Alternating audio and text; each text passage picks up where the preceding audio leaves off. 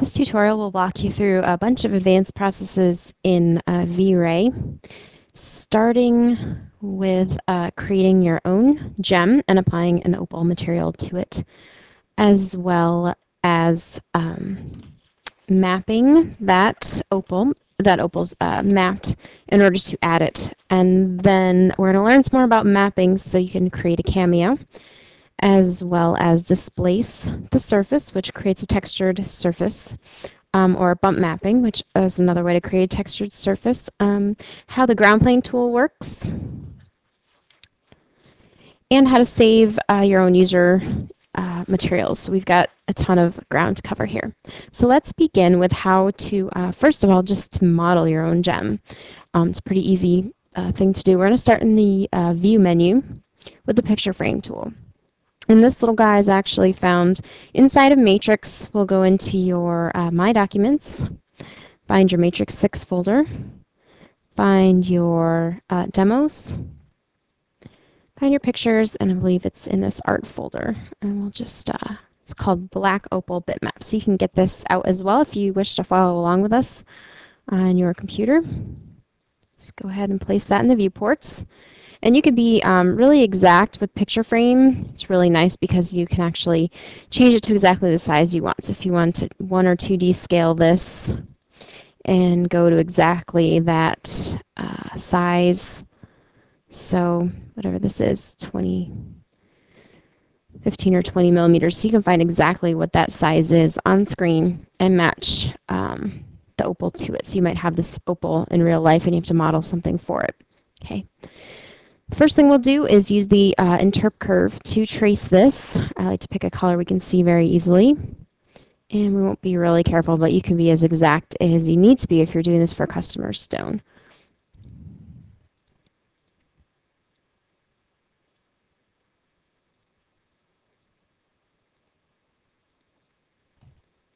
Of course, we're going to job bag everything.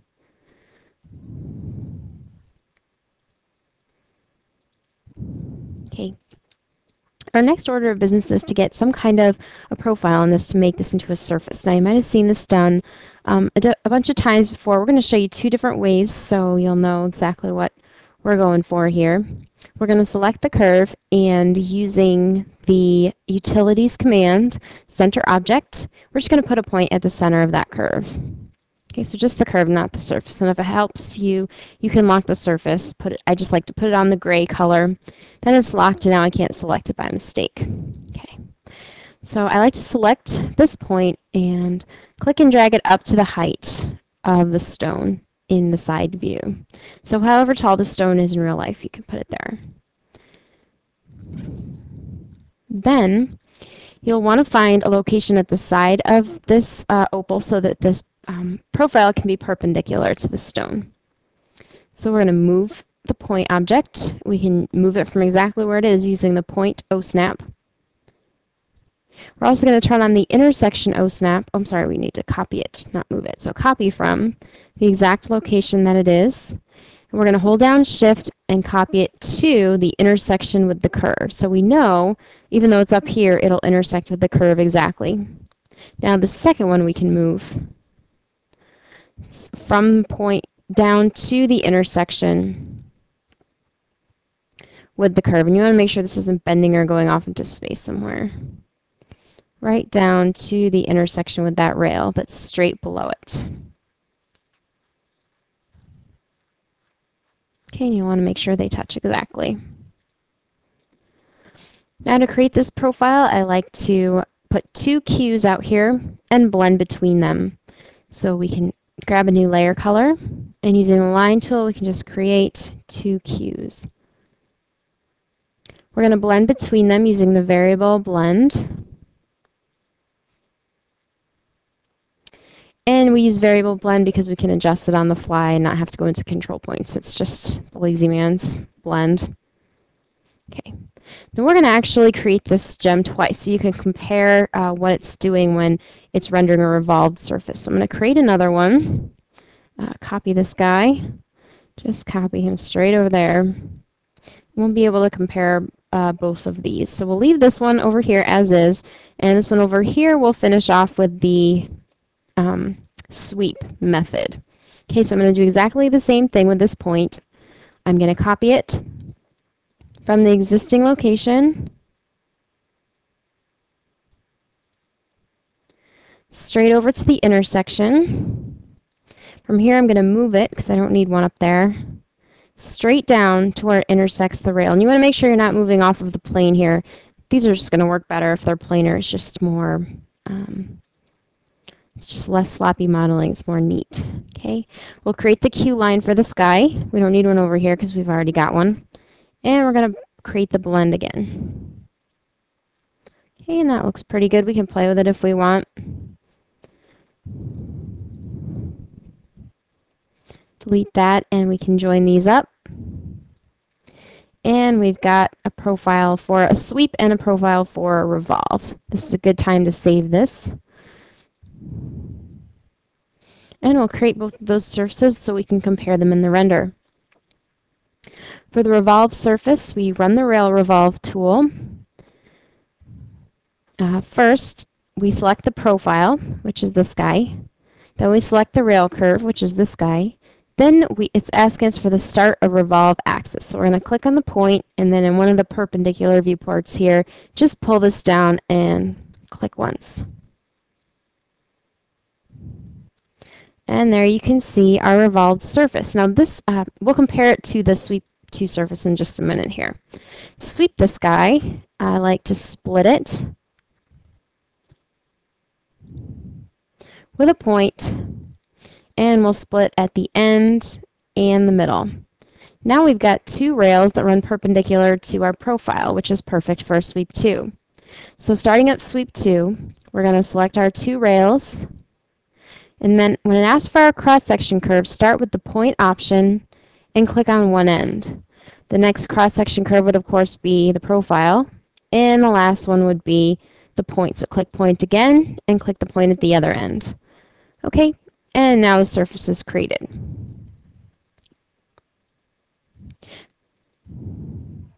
However, when we compare them, we can see that there's some differences to these surfaces. So you can tell why you might want to make a revolved surface instead of a sweep surface. It kind of ends right here. It just sort of gives out and comes down to an end. Same thing over here because we selected those points. But the revolved surface maintains the same profile all the way around. So when it's the tool you need, you just can't be helped. So we're going to look at some of the problems with rendering it here in a second. But before we do that, let's make a bezel for these little guys.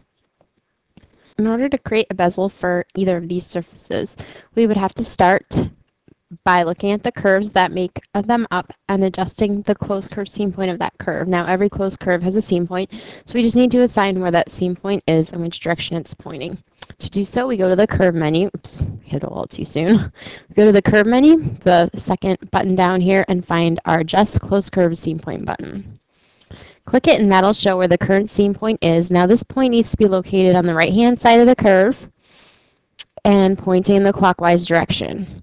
So click and drag it to that point and click again to set it. Then approach the arrow with your cursor and click when you see the other arrow. Move your cursor away and you'll be left with it pointing in the correct direction. Press enter.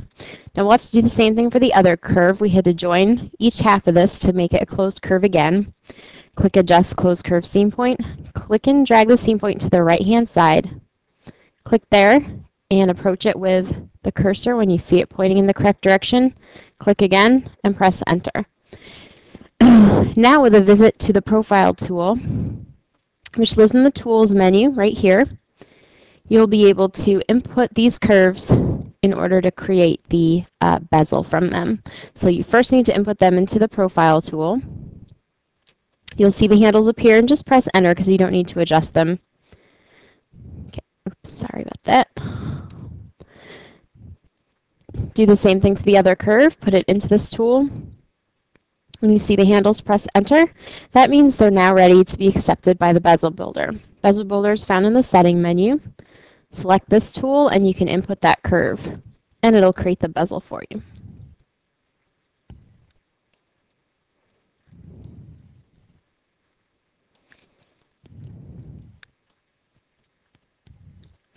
As you can see, it's working just as it would if there was a gem here. So we've got the desired result here. You can adjust the profile shape, the angle, and all these other great things about it. And that curve now acts just like a gem in Bezel Builder. So press enter when you like the results. Okay, also, we can even match attributes over here. Okay, so we can match this curve to this one. Put it into Bezel Builder. Okay, start up the styles. Choose match attributes. Choose the curve over here as the one to match. And press go. Okay. This one is seeming to want to put on upside down, which is fine. I can just copy this bezel. Don't know why it would do that.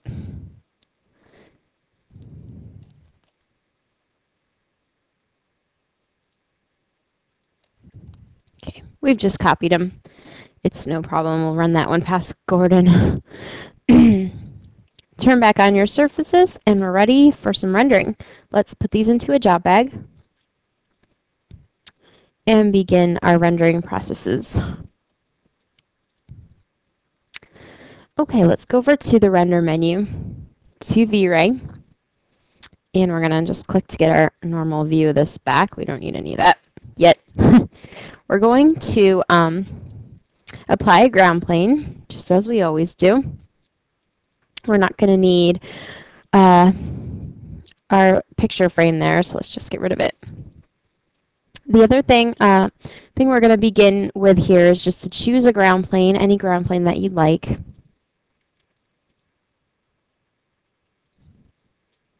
Also choose a metal for each of the bezels. And then we're going to just compare what happens with each surface. We have a sweep to surface and a revolve surface. So let's apply the metals first. Just go down and choose a yellow gold.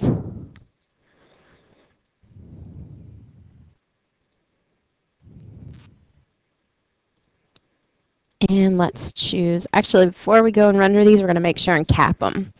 Don't forget to cap them. Okay. Now we're going to see how the Pick Your Own Gem works on each of these surfaces. So that is found in the Gems menu. Come down and look for Pick Your Own Gem. With them both selected, click the green arrow to apply. And you'll come up with this library of gems. And if you're ever looking for this again, you can find it in Program Files, Matrix 6, Library, and Render View. We'll just view the thumbnails and see which ones we'd like to add. For these, we're going to add the blue-green opal. Click Open. It'll take a moment to add them. And don't forget an HDRI or an environment. And then we'll be able to just render this and see what we get. Make sure perspective is active and click Render. Great. For the results here, I wanted you to see that for the swept surface, which we've decided was pretty much the inferior surface because of the shape it gives us for this gem, creates better render. Okay, for the revolved surface, because it's maintaining the same profile shape all the way around, it's actually creating a circular surface. And if you can imagine this being laid onto the surface like a piece of paper, here it's easy to do because the surface is straight. Here it's hard to do. The paper has to get folded up on itself, and you can see this really weird result. We're going to look at how to fix that.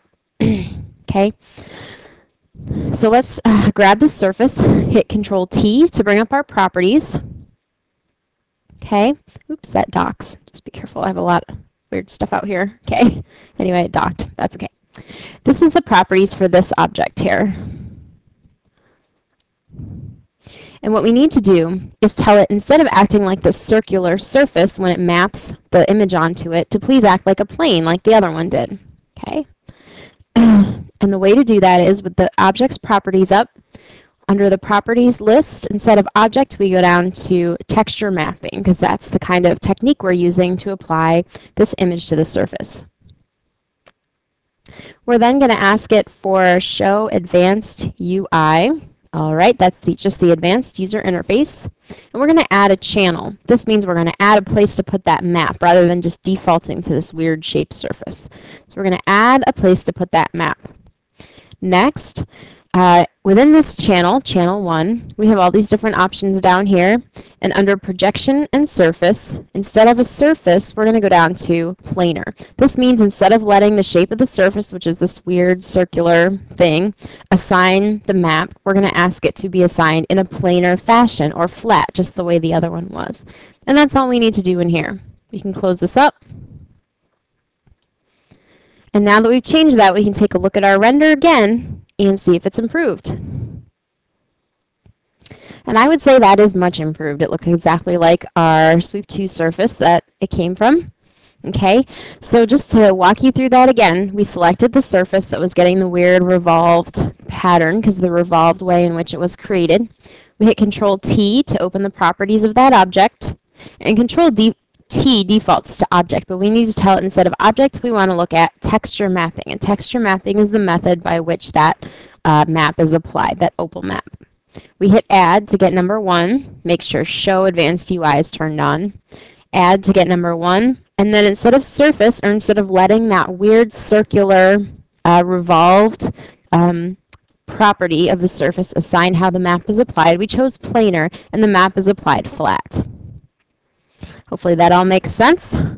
If it doesn't, you might want to rewind the video at this time because it's about to get a little bit more complicated. Okay, we're going to look at VRay and what goes on behind the scenes. We don't need Mr. Sweep here anymore since we don't like his shape. We already learned how to fix that, so he looks good. So we'll just go back with Mr. Revolve and we'll hang out with him for a while. We like the way he looks better. Okay.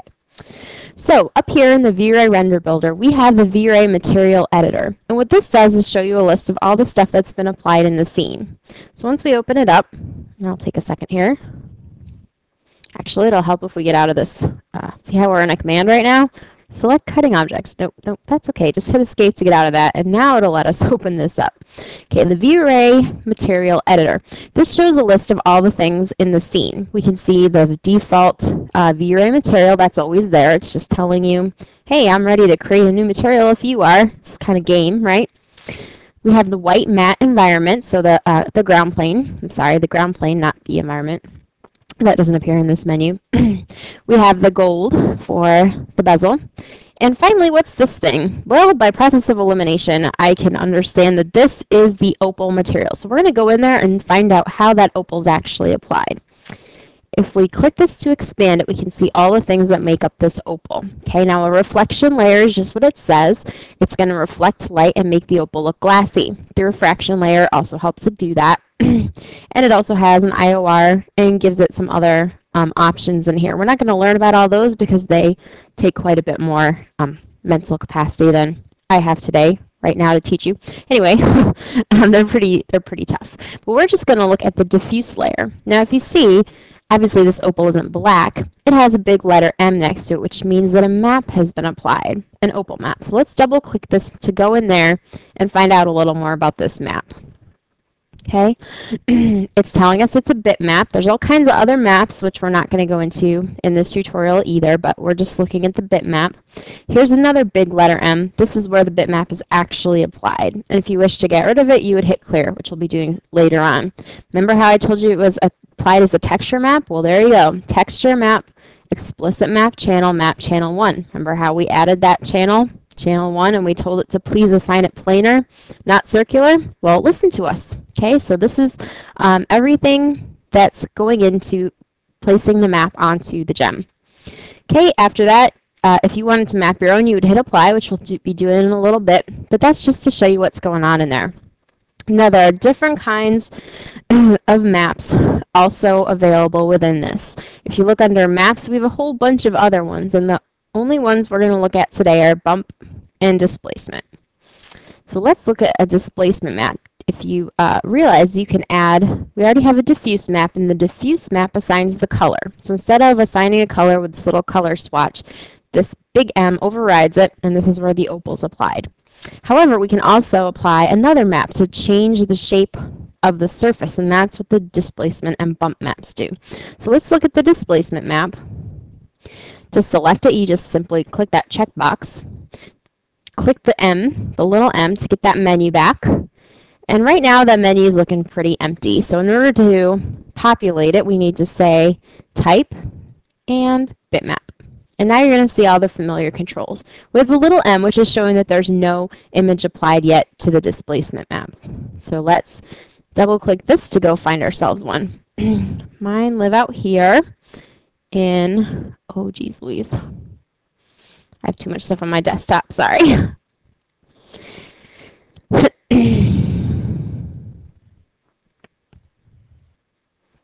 Cameo chick, that's nice. I'm sure they really called her that back in Victorian times. Okay, so I've just applied a Cameo map, and if I hit update, I can see the map, and that's the map that's going to displace the surface. Now what this is actually doing, it's just like matrix art, where you see the whites in the image, it's going to push the surface up in the render, not in the physical materials. Okay, this is a really neat job, but if you want to do it in the physical model, you have to go into matrix art. And plus, this won't work very well in there because it'll just compete with each other. So it's best on a smooth caption surface like this, or one that you modeled yourself is fine too. And any place that there's dark, okay, it's going to push the surface down, just like matrix art, in the final render. The extent to which it's going to do this is assigned by the multiplier. So if you want this to be a very subtle result, you want less than 1, which would be about 0.8 or so, which makes a subtle result. Lower numbers are more subtle. 1 is like 100%. So if you do it at 0.8, you're doing like 80% of the effect. And if you do it at 1.2, which we'll do in a second, you do it at 120% of the result. Or even 2, that'd be 200. That'd be double the result. So we're just going to do this at 0.8 so it's nice and subtle. Hit apply. And we've done it. Let's go over and see what we have run over here. Whoops. Get it all ready to render. Here's the result. Pretty cool, huh? You could play around with some trial and error. So using some trial and error, you'd be able to make this higher, a little more subtle, or whatever you'd like. So as you recall, displacement mapping is actually going to cause that surface to be raised in the render so that it looks like it's carved image, which is pretty cool. We're going to look at some other methods next with the mapping. Just for some practice, we're going to practice applying another material to that and another map just to see the results we get. So let's go back to our gems, back to our pick your gem. We're going to go ahead and choose, this time we're going to choose the jade material. First we have to select the gem before anything will happen when you pick the green arrow. They're kind of a hoot over there in our programming department. They like to watch me sit and swear at the computer apparently. Oh, excuse me. Okay, so now that we've added that, we want to add a map to displace the jade and to make kind of like a carved jade look. So the new material we can just assume is probably this next one since we applied a map over here. Okay, so that's the one we were working on. And incidentally, you can rename these. So let's right click, rename before we get too many out here. And we'll call this carved opal. This one we'll rename and call it carved jade. Okay. Okay, so taking a look at our jade, you'll recall that the diffuse layer, that's where the jade is mapped so that the image comes out looking like jade. We're going to choose the displacement map, and we're going to map the displacement as being the jade material. So let's go make sure when you first open up the texture editor that you choose bitmap. Then with the file, we're going to click the little M to go pull in our bitmap, which is going to be the skull, which you have in Matrix as well in your demos folder. We're going to hit, you can update if you want to see what it's going to look like, and you can hit apply. And we just go ahead and render this to see the results. Actually, I forgot one thing. In the displacement map, we're going to try a higher multiplier for the jade. Remember, we did 0.8 for the previous bitmap. We're going to try 2 for this one to really push that up to make it look like the surface is shaped like the skull rather than rather than like a cabochon that's been carved or something, so that the gem is really in the shape, or the object you're setting, in this case, not maybe not a gem, but the carved jade is really in that shape. So we're going to raise the multiplier to 2 and apply. And now go in and render. I'm so forgetful. Okay, actually that takes quite a bit longer than the video appears. I'm pausing the video so you don't have to wait forever. But wow, that came out cool, huh? Kind of spooky looking. Anyway, ew, he looks like he's in like a, oh, that's just creeping me out now, like Friday the 13th or something. Anyway, so you can see how that displacement mapping is really, really cool for providing real height to the image.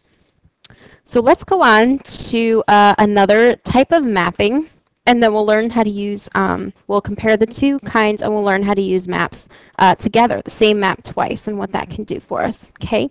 So to begin with, we're going to look at the ground plane, and forgive me, but I'm going to go and set this thing back to the opal, so you don't have to look at that spooky thing anymore. The way to do that is in your material workspace, you're going to right-click on the name of the object, and you're going to see all these, right-click the name of the material, and you're going to see all these options. You can now apply the material to an object. So out here, we can select this guy that used to be jade and was scaring me. Right-click on carved opal and do apply material to object. And it's not going to deselect like the render builder does, but it applied. It's okay. All right, now that's going to make me feel better. Now let's talk about the ground planes for a while. These are pretty cool.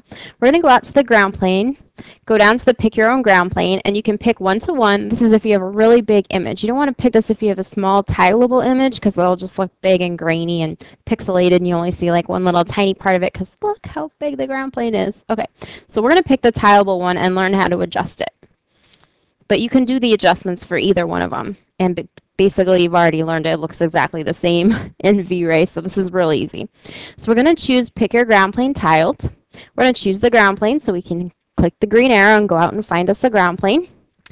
My ground plane for this is the repeating basket. So we're just going to make it look like it's sitting in a picnic basket, I guess. Or you could pick anything. We have a bunch of them in Matrix, but that's one that I found that works well down the line here. Once it's applied, we can go ahead and hit render to see the results. And here's the thing about it. It doesn't look like so much like a picnic basket as it does one of those rugs made out of this stuff. So we're going to look at how to change that, because right now it's tiling it pretty densely for such a little guy. So we're going to look at how to control the tiling of this, and that can finish up on its own. Okay.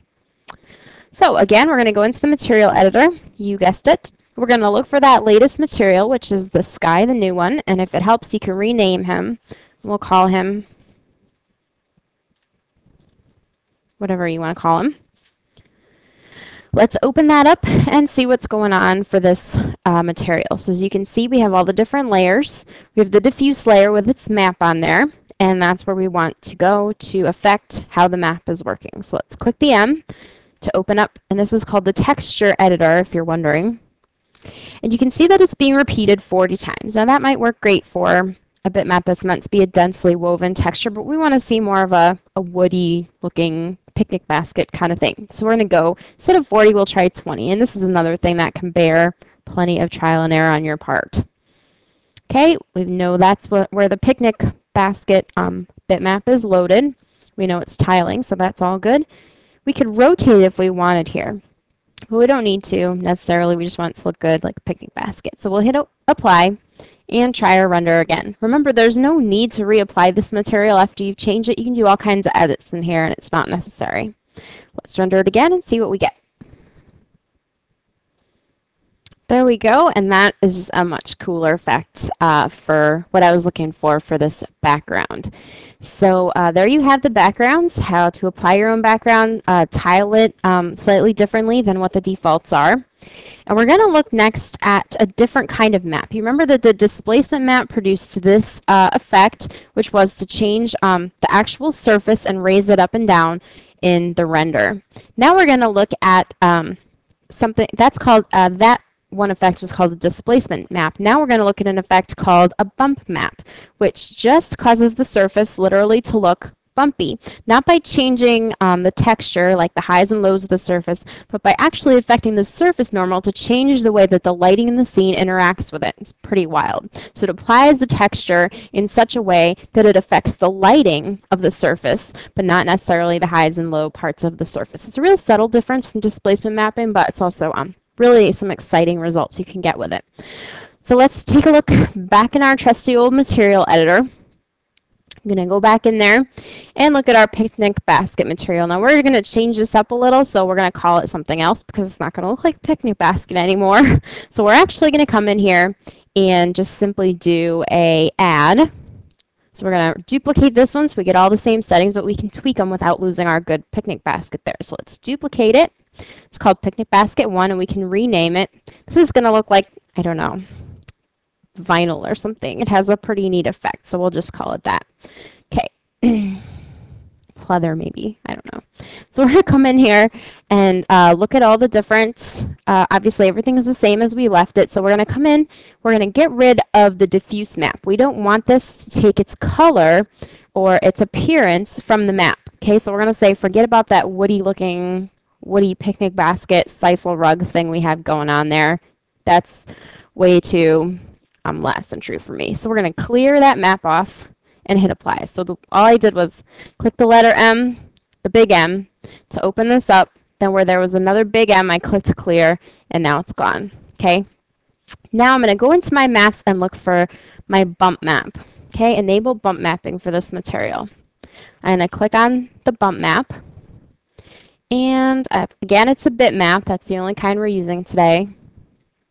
And I'm going to go in and get that very same map. When we apply it as a bump map, it's going to have a totally different effect than as a bitmap or a displacement map. Okay, so we're going to come over and look for that same bump map, open it up.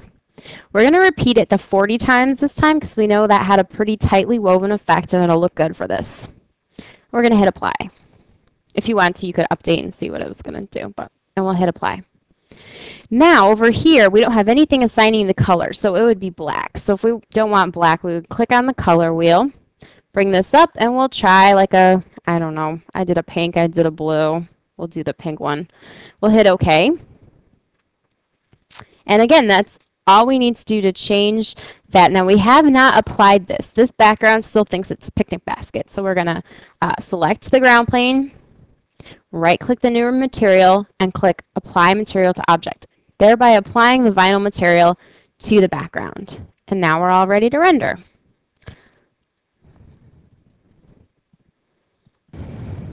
And there it is. I told you it was cool, didn't I? I think I would probably put this in blue and rename it Dashboard. So it's just like the dashboard of my Honda Element. You knew I drove that, didn't you? You probably guessed.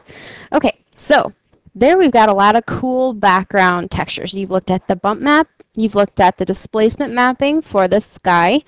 You've looked at the bitmap, which simply changes the color or the image on the backgrounds. Now we're going to look at using the same map together. Okay, so we're going to go back into our Cameo. Let's find him there. Back in our scene materials. There's our carved opal. We're going to create another copy of this so that we can mess around with it. So duplicate. We'll call this one, rename this one Cameo. We've got, just remember what we have going on within this layer. We have a diffuse map. Okay, so it's going to assign what that's going to look like. Right now the diffuse map is the opal. Instead, we're going to pick a new Cameo image and we're going to apply it as both the diffuse map and either bump or displacement map. And we can compare the two after we're done. So let's go ahead and just click this guy. We don't need the opal anymore. We're going to go in and get a Cameo image.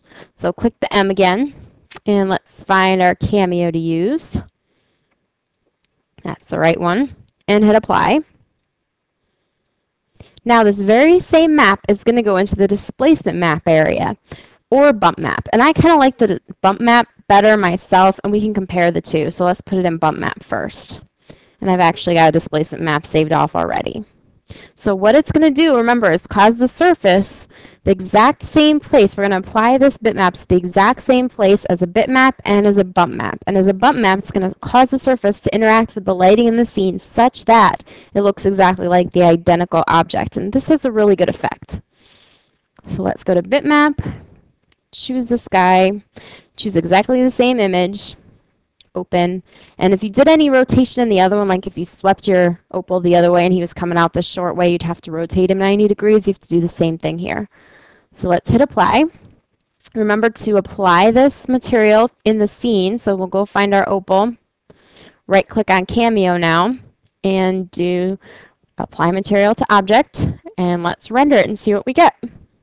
See, that's way off to one side. Sorry. And like I said, doesn't that have a cool effect while this finishes up? You can even see, ooh, look, it's shiny in that background. I love that background. Okay, anyhow, let's look at, let's look at the displacement map and compare the difference. Now I have it at a slightly different angle. I probably messed around with this one slightly differently. So pay no attention to the background. It has brighter pink on it or whatever. What you're looking at is the effect of the cameo on both shots. What this one does is extend beyond the bezel, and this one does not. Okay, so what we're actually seeing is the fact, and you can look at a few other places, the differences are subtle, but they're there. So what this is doing is actually pushing up that surface so it can extend beyond the bezel. What this is doing is simply making the surface interact with the light in such a way that it appears like the light is actually interacting with this physical object here, this physical cameo. Okay, so this is the bump map and this is the bitmap. And actually, if you want, you can see a closer rendition here. There we go. So here's the two where I didn't change anything. So this is the older. This is from the same era as this guy. And you can really see in this, the cabochon is exactly the same. It does not extend beyond the bezel. And then this one over here, it does. It's actually pushing the surface out and up. And it just depends on the subtle differences you want for your render. You can also see some difference in here where it's actually at a different location on the stone because it's actually pushing that surface up into this shape. Okay. It's just a real subtle difference. I tend to like this one better, but it just depends on what you're going for. So that's how your map can be applied in two places at once. As a bitmap, and let's just pull that up again so you can remember where we put it. As a bitmap on the diffuse layer to assign the color to this surface. And as a bump map or displacement map, doesn't matter which, apply the same exact image and it'll cause the light to interact with the scene, in the case of the bump map, or the surface to actually be raised and lowered in the case of a displacement map, so that it's pushing up at those points exactly corresponding to this bitmap, so that it makes that thing look that much more realistic. So it's very cool. Let's get rid of this and look at the last thing we're going to do here today. Actually, we have two last things to do. Okay, we're going to take a look at how to actually create these layers. Right now we have your reflection layer, diffuse layer, refraction layer. If you look at your default V-Ray material, and if you've messed around in any of the other tutorials, you'll know it only has a diffuse layer, but you can add other layers to it if you want. Okay, we're going to look at how to do that and why you might want to do that. Okay, so let's go back to actually to our carved opal. That's the one we started from. We'll just duplicate this one more time, and this one we're going to rename custom star sapphire. So suppose you have a star sapphire and your customer wants to see it in their render, and you look at our star sapphire and you're like, well, you know, it's a little more purple or a different color than that, whatever, and you want to play around with it. So we're going to show you how to do this. Okay, so let's take a look now at all our layers again. We have our diffuse. Okay, we have a map on here, and here, which we don't need. So click the M. Simply clear the map when you see it. Okay, and do the same thing down here. We'll just clear the map. We're not going to actually displace this surface. Okay, so we can uncheck that as well.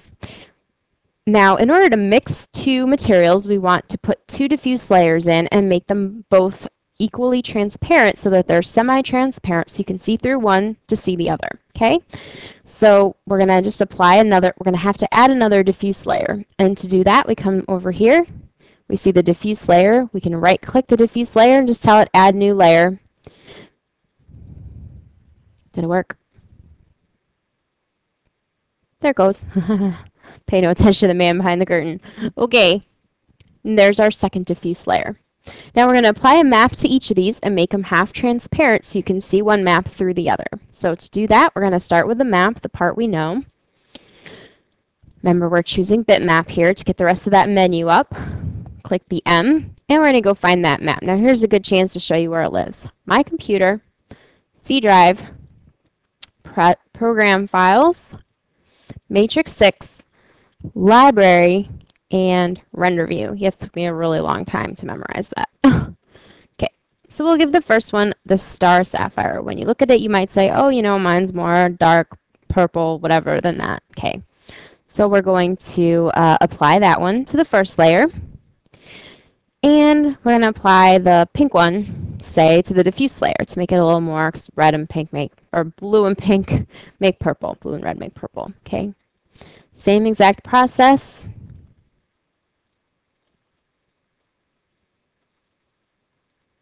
Not plum, pink.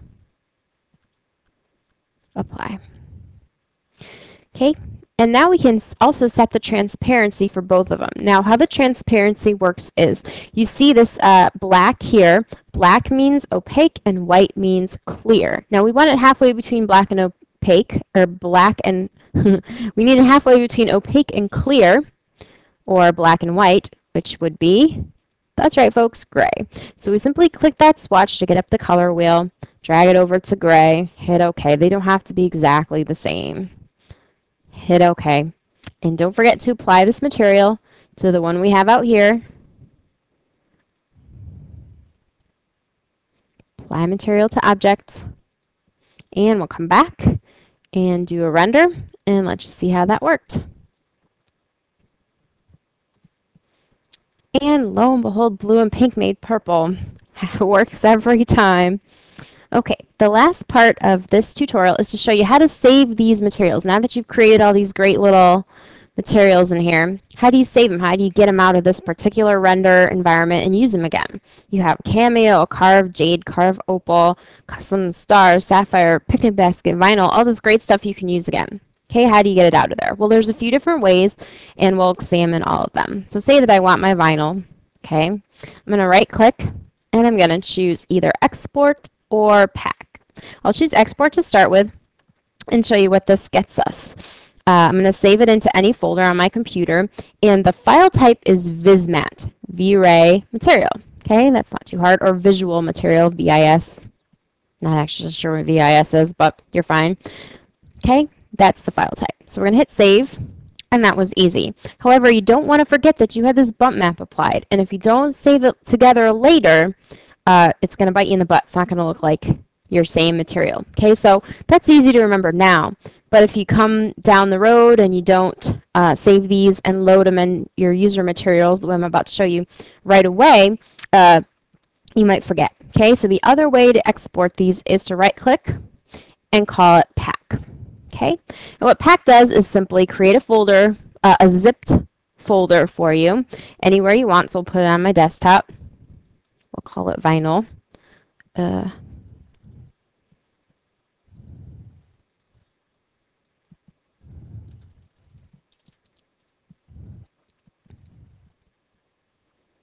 Oops. Okay.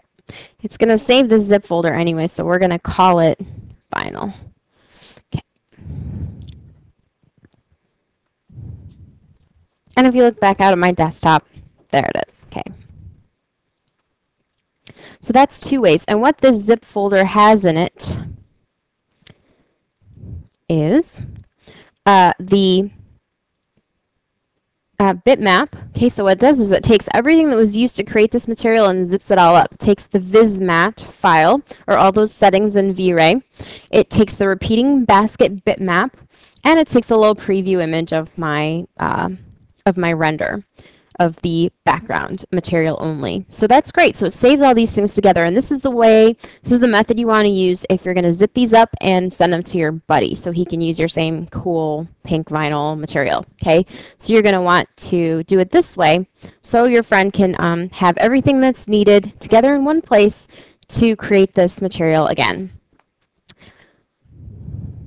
Okay, so back in Matrix, we're going to go into the user material and add a new material. That's this button right here. And where this is going to come out is down here under user materials. You can see I already did it a couple times for the lovely tutorial that you have written up about this process. Okay, so add user material. It goes in My Materials. Make sure you click this, because if you don't, it doesn't populate this thing and doesn't let you save. So just make sure you've got it selected, otherwise it's going to be a pain.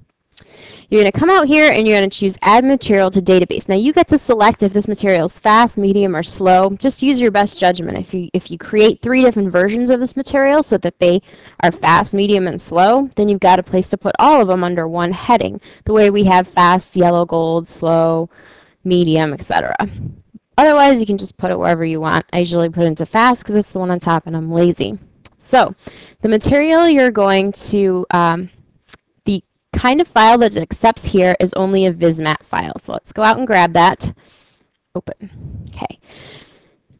Now it's going to put in the title for you, or you can type a new one. You can type a description, weave, bump, map, whatever you want. Now it also needs a supporting file, so it needs that it needs the bitmap that it used as the bump map, or in the case of the carved opal, it would need the opal and the displacement map of the cameo. In the case of the cameo, there's only one file, just applied in 2 different places, so that's fine. So for any of the supporting files where you clicked on that little M and you went to get a file, you have to add it here. And this is why if you're sending it to your buddy, you should zip them all up with that with that pack feature so that he can find them again too. The only thing is, when you go and get this file, or this file, either one, you have to make sure you're not going to move it on your computer. So you want to save this deep inside your hard drive somewhere where you're not going to be like, oh, it's my desktop, I should clean off my desktop, and just wipe all this stuff out, okay? Because it's going to go follow that path the next time. If it doesn't find it there, you're not going to have a successful render. So we're going to go out and find the same bitmap that we've been using all along for the basket weave. The one that we use is our bump map. When you hit Create Preview, it's going to go render a little thumbnail for you. We want this to be a ground plane. It would have a different template for ground, metal, and simple. So we'll just go to the ground. Then it'll render just a little template of our ground plane. And don't feel bad that it's so tiny you can barely see what it is.